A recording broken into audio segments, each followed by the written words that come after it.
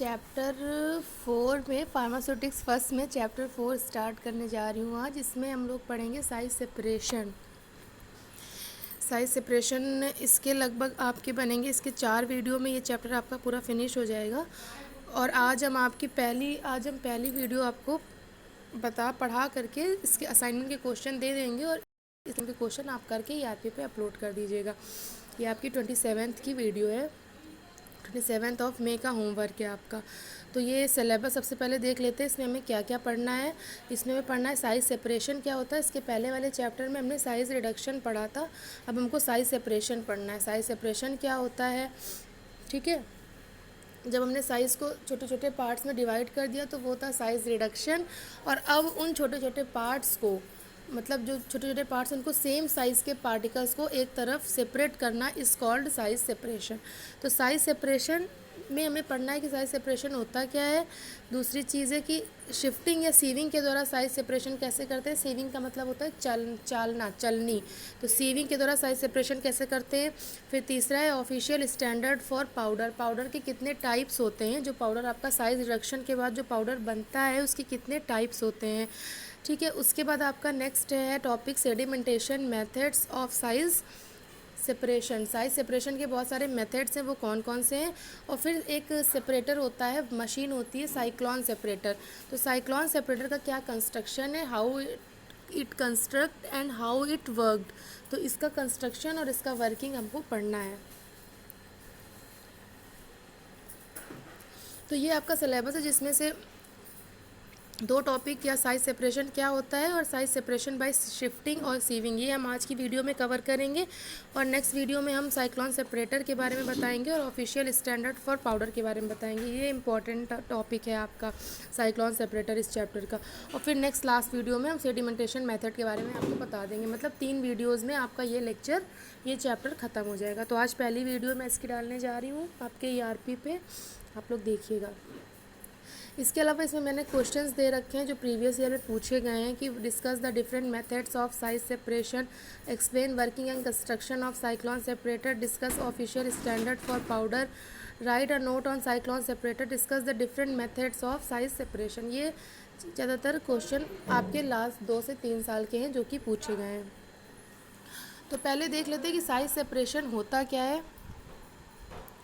तो size separation एक ऐसा प्रोसेस होता है जिसमें आप पार्टिकल्स को सेपरेट करते हो बहुत मिक्सचर से। जैसे मिक्सचर का मतलब है कि आपने, फॉर एग्जांपल मैं आपको दे रही हूँ, आपने बहुत सारे डिफरेंट काइंड्स ऑफ फ्रूट लिए, बनाना लिया, एप्पल लिया, अनार लिया और लीची लिया, बहुत सारी चीज़ें ली। आपने उनको एक कंटेनर में करके नमक मिला करके अच्छे से मिक्स कर दिया, ठीक है। अब उसमें बनाना का अलग साइज़ है, अनार के दाने का अलग साइज़ है, एप्पल का अलग साइज़ है, लीची का अलग साइज़ है, गुआवा का, सबका अलग अलग साइज़ है।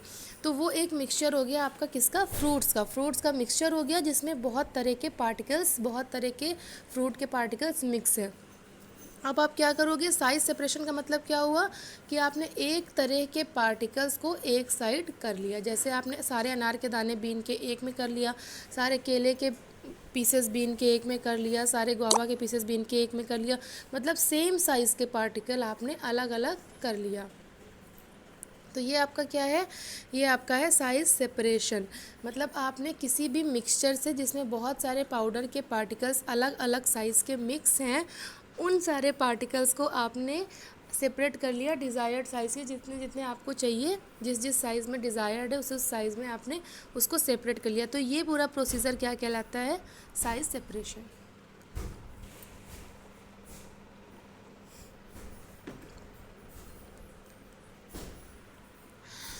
तो साइज़ सेपरेशन एक ऐसा प्रोसेस है जो पार्टिकल, डिज़ायर्ड साइज़ के पार्टिकल को मिक्सचर से सेपरेट होने से बचाता है, या उसको मतलब मिक्सचर से डिज़ायर्ड साइज़ के पार्टिकल को सेपरेट करता है। इस पूरे प्रोसेस को हम साइज़ सेपरेशन कहते हैं। किसी भी मिक्सचर में डिफरेंट तरह के साइज़ होते हैं, पार्टिकल के साइज़ होते हैं, तो सेम तरह के पार्टिकल के साइज़ को सेपरेट करना इज़ कॉल्ड साइज़ सेपरेशन, ठीक है।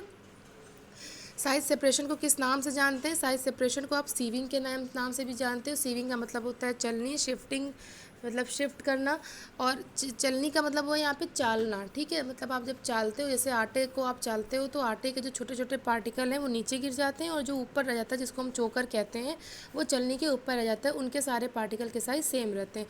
तो सीविंग के थ्रू आप साइज सेपरेशन कर सकते हो। स्क्रीनिंग जो आपके इक्विपमेंट्स हैं साइज सेपरेट करने वाले, जैसे अभी साइक्लॉन सेपरेटर के बारे में आप पढ़ेंगे, तो उसमें स्क्रीन लगी होती है, उसको वो भी एक तरह से चलनी का ही काम करती है। तो उसमें बड़े पार्टिकल्स रह जाते हैं ऊपर, छोटे पार्टिकल छन जाते हैं, फिर उन बड़े पार्टिकल का साइज रिडक्शन हम लोग करते हैं, फिर उनको छानते हैं, तो फिर बड़े पार्टिकल ऊपर आ जाते हैं, फिर छोटे नीचे चले जाते हैं।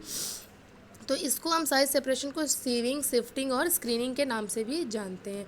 तो ये आपका साइज सेपरेशन हो गया। अगर कोई पूछे कि साइज सेपरेशन का मतलब क्या है, तो साइज़ का मतलब वही आपका फिजिकल डायमेंशन पार्टिकल का कि वो कैसा दिख रहा है, और सेपरेशन का मतलब हो गया उसको सेपरेट करना, अलग करना।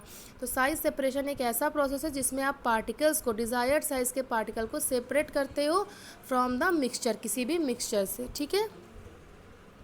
ये आपका हो गया साइज सेपरेशन। उसके बाद आप बात करेंगे एप्लीकेशंस की। तो इसमें एप्लीकेशंस साइज सेपरेशन की क्या क्या होती हैं इसको मैं आपको बता दे रही हूँ।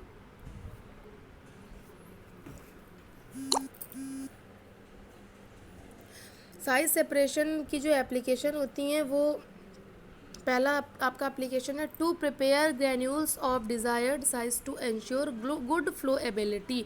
मतलब किसी भी पाउडर की फ्लो एबिलिटी बढ़ाने के लिए, फ्लो एबिलिटी का मतलब समझ रहे हो, फ्लो का मतलब होता है बहना, एबिलिटी का मतलब होता है सामर्थ्य। मतलब पाउडर का अगर आपके पास हीप रखा हुआ है, हीप ऑफ पाउडर है, ढेर रखा हुआ है पाउडर का, तो आप उसको अपने हाथ से उठाओ और जब आप हाथ से उसको छोड़ो तो उसकी फ्लो एबिलिटी अच्छी रहे, मतलब वो आपके हाथ में चिपके ना, प्रॉपर फ्लो होकर के नीचे गिर जाए। तो अगर वहाँ पे सेम साइज़ के पार्टिकल हैं, तो क्योंकि जब आप टैबलेट बनाते हो तो जो पाउडर होता है टैबलेट बनाने वाला, उसमें एक टेस्ट किया जाता है, प्री टेस्ट किया जाता है, प्री फॉर्मुलेशन टेस्ट किया जाता है, जिसमें फ्लोएबिलिटी का भी टेस्ट होता है कि इसकी फ्लो प्रॉपर्टी इस पाउडर की कितनी अच्छी है। तो यहाँ पे जब आप ग्रैन्यूल्स को प्रिपेयर करते हो या पाउडर को प्रिपेयर करते हो तो उनकी फ़्लो प्रॉपर्टी अच्छी होनी चाहिए, और उस फ्लो प्रॉपर्टी को अच्छा करने का एक तरीका है कि हमें पार्टिकल के साइज़ सेम रखने चाहिए। अगर पार्टिकल बड़ा छोटा है तो उसकी फ्लोएबिलिटी अच्छी नहीं होगी। तो साइज़ सेपरेशन का पहला एडवांटेज क्या है, पहली एप्लीकेशन क्या है कि हमें पाउडर की या ग्रैन्यूल्स की फ्लोएबिलिटी को बढ़ाने के लिए भी हम सेम साइज़ के पार्टिकल रखते हैं, यानी कि साइज़ सेपरेशन करते हैं।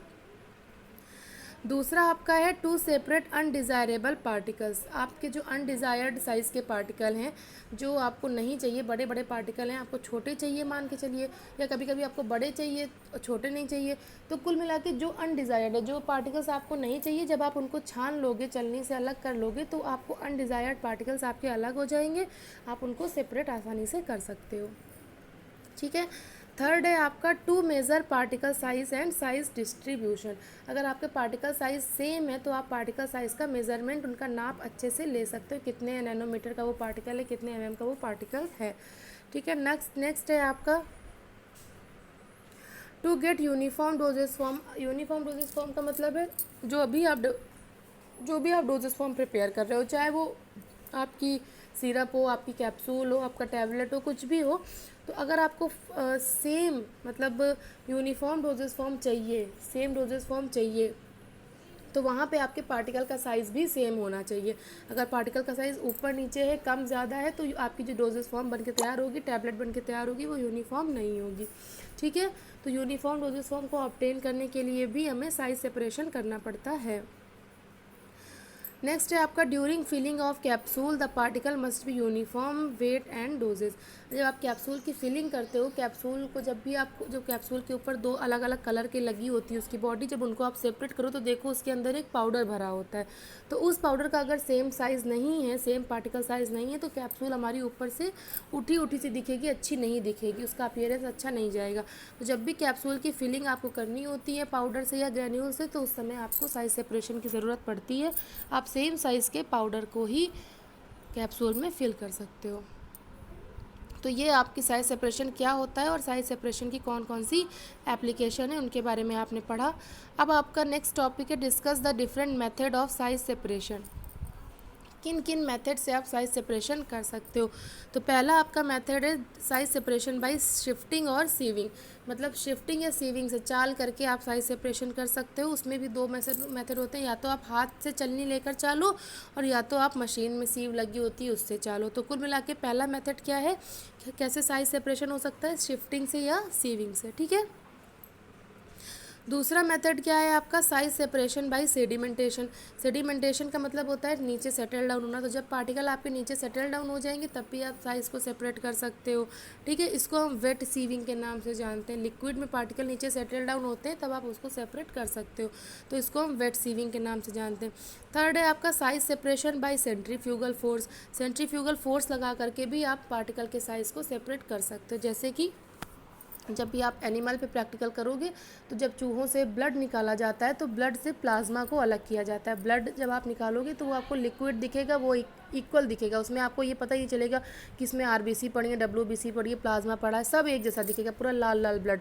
लेकिन जब आप सेंट्रीफ्यूगल फोर्स लगाओगे, मतलब सेंट्रीफ्यूगेशन करोगे, उसका सेंट्रीफ्यूगल मशीन पे रखोगे उसको, तो वो बहुत तेज़ी स्पीड के साथ रोटेट होगा और रोटेट होने के साथ साथ उसकी जो प्लाज्मा है वो नीचे सेटल डाउन हो जाएगा और आपके जो आरबीसी हैं वो ऊपर ब्लड रह जाएंगी और फिर आप उनको पिपेट्स के थ्रू अलग कर सकते हो, सेपरेट कर सकते हो।